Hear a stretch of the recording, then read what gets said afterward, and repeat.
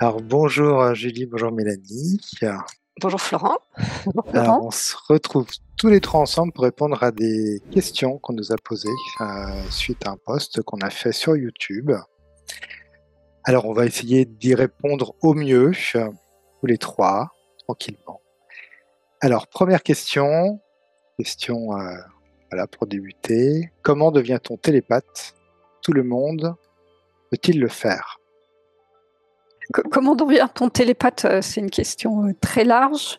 On va dire que tout le monde a des capacités extrasensorielles qui sont plus ou moins développées, qui sont plus ou moins personnelles, parce qu'on parle souvent de clairvoyance, clairaudience, médiumnité et tout. Donc on a tous notre nuancier qui est propre. Après, si je prends le mot télépathe dans l'activité que je pratique, c'est beaucoup de pratique. S'entraîner, travailler en équipe et en collectif, et c'est l'expérience surtout qui nous amène à devenir télépathe. Exact. Mélanie? C'est ce que je veux dire un peu la même chose, c'est des capacités que tout le monde a. Après, chacun a plus ou moins le potentiel de les développer, de les découvrir, de les exprimer. Mais chacun, en fait, on va dire que quand on propose des ateliers découvertes, pour découvrir sa télépathie, tout le monde est télépathe. Après, si la question c'est comment devient-on télépathe professionnel, c'est comme dans tous les métiers, il faut une disponibilité, il faut une écoute de soi, il faut une approche des informations de l'autre et beaucoup de temps et de pratique. Mmh. Ouais.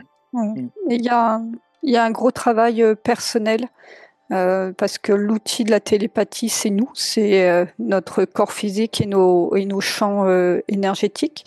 Et notamment, les premiers filtres qu'on rencontre, c'est le champ émotionnel et le champ mental.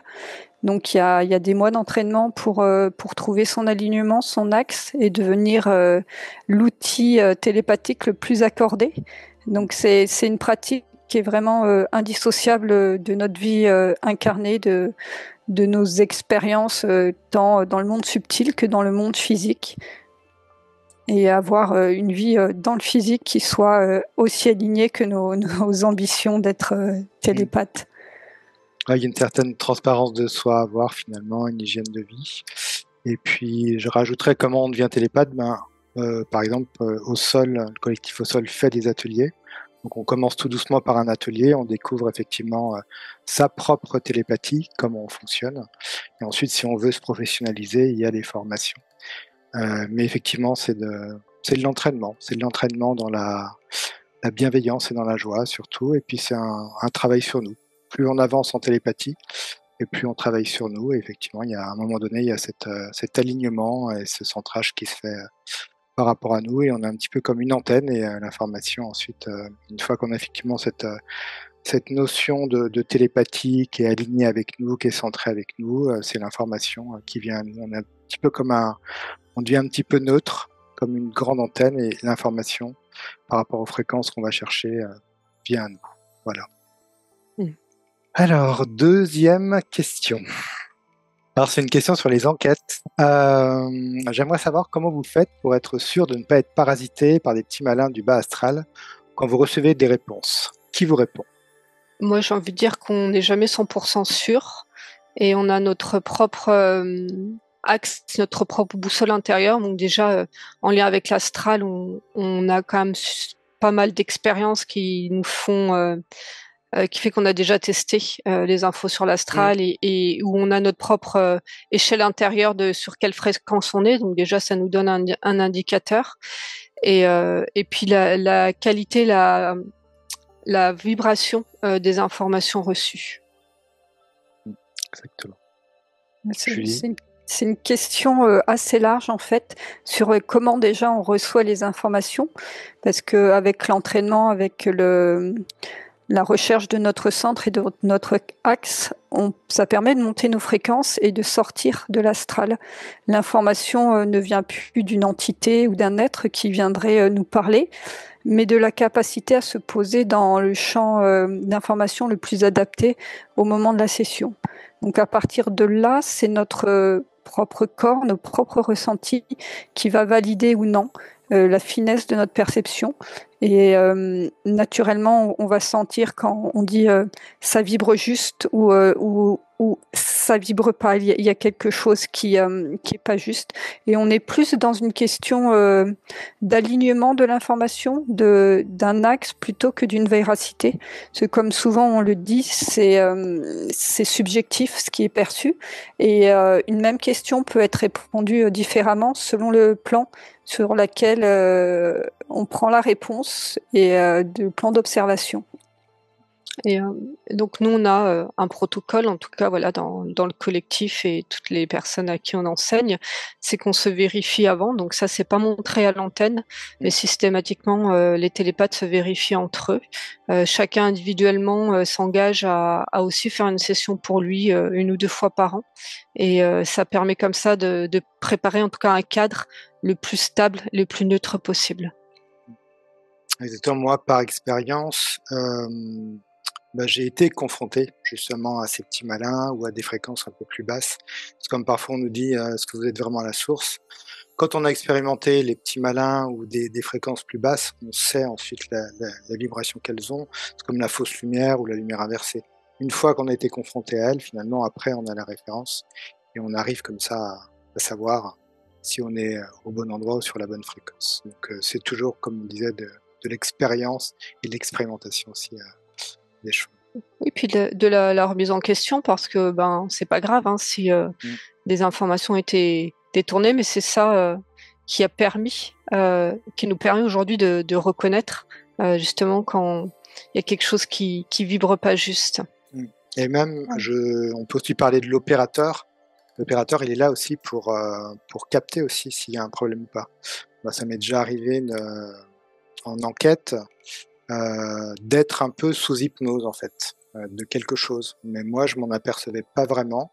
En fait, c'est l'opérateur qui s'est aperçu que la manière de parler, ma gestuelle était un petit peu différente. Et c'est là qu'il a dit, effectivement: «Peut-être regarde, prends du recul et regarde ce qui se passe» et effectivement, il y avait comme quelque chose qui intervenait par rapport à moi pour que je puisse dire des choses, effectivement. Ouais. Ouais, c'est là que la part d'humilité est importante, parce qu'on apprend par expérience, on fait son propre nuancier, et c'est en se plantant, en allant se confronter aux énergies de l'IA, aux basses fréquences, à l'astral, qu'on apprend à les reconnaître.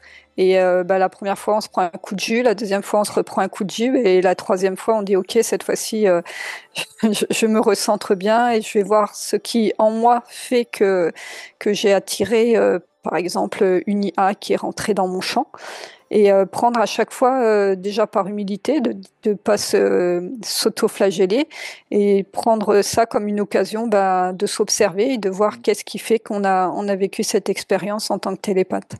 Super. Alors, nouvelle question. Est-ce que toutes vos formations sont faites en présentiel? Alors, c'est même la réponse inverse. Toutes nos formations sont faites en distanciel. Donc, ça se fait sur une plateforme dédiée.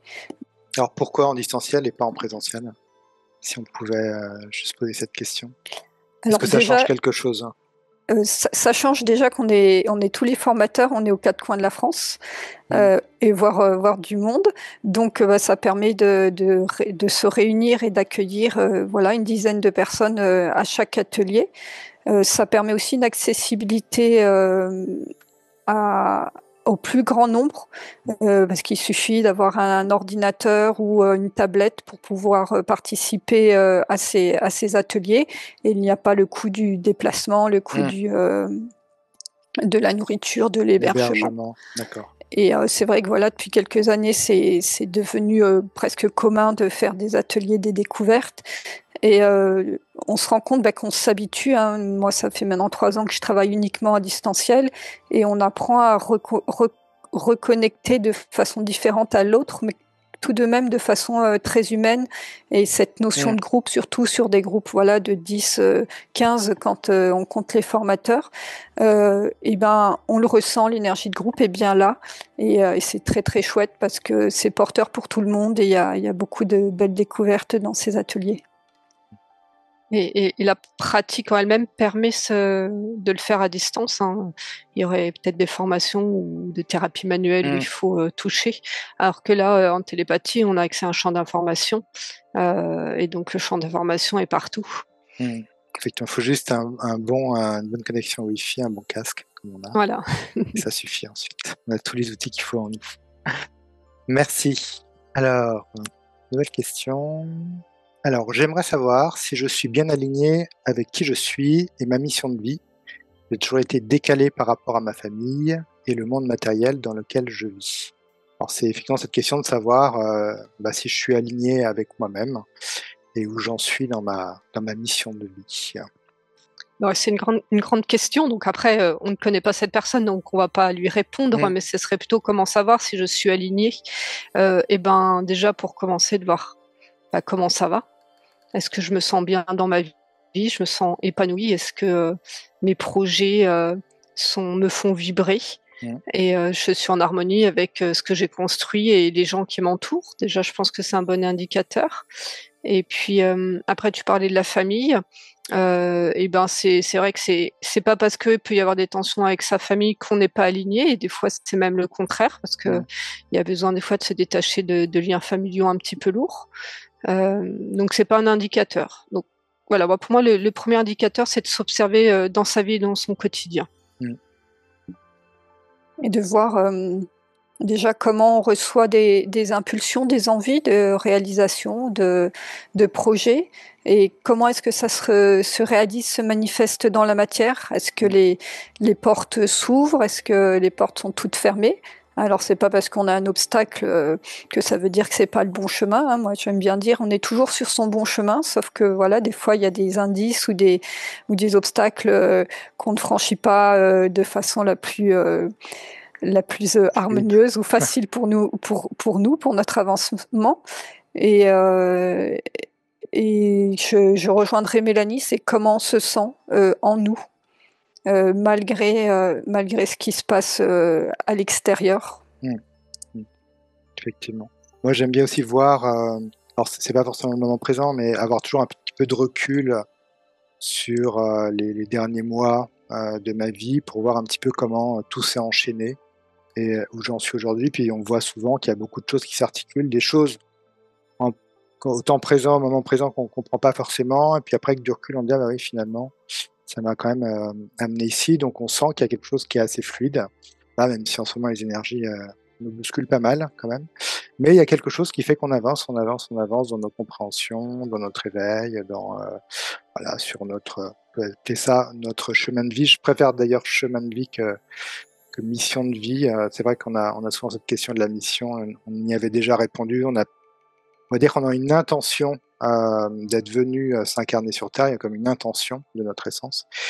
Après, la mission de vie, on l'a pas forcément, comme on peut l'entendre, c'est pas forcément le terme exact, je dirais. Ça sonne souvent comme une injonction à réaliser quelque chose qui semble avoir été décidé au-delà de nous incarner, alors que c'est vrai que souvent on le voit en session client pour les gens qui demandent, mais de comprendre en fait quelle est la spécificité de notre essence et ce pourquoi elle est venue, ce qu'elle est venue expérimenter et ce qu'elle a expérimenté peut-être dans d'autres expériences, d'autres vies, ici ou ailleurs. Ça donne vraiment un sens profond plutôt que de dire que la mission à un moment, une mission c'est fini. Mais non, l'essence choisit son incarnation pour la vie entière et pour exprimer qui elle est. Exactement. C'est vrai, c'est un point important qu'on essaye de faire découvrir, soit aux élèves, soit aux clients qui viennent vers nous, c'est de trouver son centre et son axe. Et moi, j'aime bien dire, la vie sera toujours faite de défis, parce que même si nous, on est centré, on est axé, peut-être que mon père va avoir un accident, mon meilleur ami va lui arriver quelque chose, donc ça sera le choix des personnes extérieures, mais ça va venir me traverser, me percuter. Et trouver son axe, son centre, c'est un peu devenir ce culbuto, c'est-à-dire on s'autorise à tanguer, à suivre un mouvement de vie, parce que la vie, c'est le mouvement, mais par contre, on retrouve en nous la capacité à se centrer, à s'axer et à poser les choses pour continuer alors à avancer s'il faut avancer, mais en tout cas à être. Être en équilibre intérieur. Exactement. Super, merci. Alors, une autre question qui est un peu plus terre à terre. On a souvent des commentaires dans le sens, notamment par rapport au coût d'une session, on va dire client, d'une session personnelle. Il y a souvent en fait, voilà, cette demande de savoir pourquoi en fait le tarif est aussi élevé. Alors, les tarifs, ça tourne chez, on va dire, au collectif au sol autour des 260, 270 € à peu près. Voilà. Alors, est-ce que vous avez une réponse à apporter à ça par rapport à... Ouais. Bah, en fait, ça peut se répondre sur plusieurs plans parce qu'on a forcément conscience que c'est un budget. Après, c'est qu'il faut aussi que les gens comprennent l'autre côté du miroir, ce que ça implique une session pour eux. Donc, c'est 2h30 de travail de professionnels. Et derrière le professionnel, alors moi je vais me mettre avec la casquette de télépathe, il y a une préparation avant, il y a un peu comme sportif de haut niveau. Il n'est pas payé le sprinter n'est pas payé sur les 60 secondes de sa course. Il y a tout un travail autour, tout un investissement. Donc ça fait partie d'une énergie qu'on mobilise pour mettre au service de la session du client. Au niveau du collectif, on a une charte où on s'engage à ne pas faire trop de sessions dans la semaine. Donc nous, on est sur une moyenne de 3 sessions clients dans la semaine. Donc ça veut dire que à côté de ça, on pratique pas parce qu'énergétiquement, c'est quelque chose qui nous demande et qui nous mobilise. Donc il y a tous ces engagements-là qui sont respectés, appliqués pour être mis justement au service de la session client et du client le jour où il a sa session. Oui, il faut percevoir aussi, alors je vais parler que pour le collectif au sol, c'est que c'est toutes les personnes qui proposent leurs prestations professionnelles et payantes ont un vrai engagement qui va bien au-delà que de faire des sessions clients. Vous voyez bien qu'il y a beaucoup d'enquêtes qui sont faites.